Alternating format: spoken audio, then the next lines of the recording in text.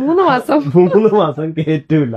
അത് അങ്ങനെ ചെയ്യുന്ന പിന്നെ അമ്മായിമ്മമാര് ഇരുട്ട തടി കൊടുക്കണം. സത്യത്തിൽ അവർക്ക് ഇരുട്ട തടി കൊടുക്കണം. പെണ്ണുങ്ങളല്ലേ കൂടെ എന്ന് പറഞ്ഞപ്പോ റസ് പറഞ്ഞത് ഒരു പെണ്ണുണ്ട്, ആ പെണ്ണകത്ത് ലേബർ റൂമിലാണ്. ഈ മിസ്റ്റേക്ക് പറ്റാത്ത പേരൻസ് ഉണ്ടാവില്ല അല്ലേ റസ? യെസ്, ഈ മിസ്റ്റേക്ക് പറ്റാത്ത പേരൻസ് കുറവാണ്, അല്ലെങ്കിൽ ഉണ്ടാവില്ല അല്ലേ? അങ്ങനെയല്ല.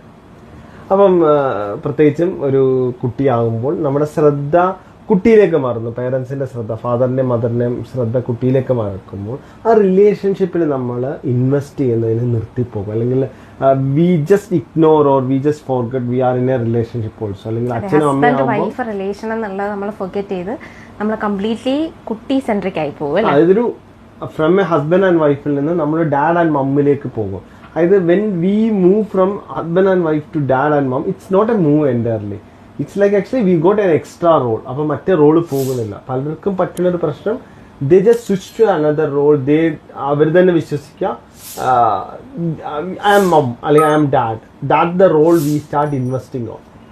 അതെ, ആദ്യത്തെ ഒരു കാത്തിരുന്ന് കിട്ടുന്ന ഒരു കുട്ടിയും പിന്നെ ആ ഒരു സമയത്ത് കുറേ ഇമോഷണൽ സ്ട്രെസ്സും എല്ലാം കൂടെ വരുമ്പോൾ കംപ്ലീറ്റ്ലി ഒരു കുട്ടി സെൻട്രിക് ആയിട്ട് പോകും.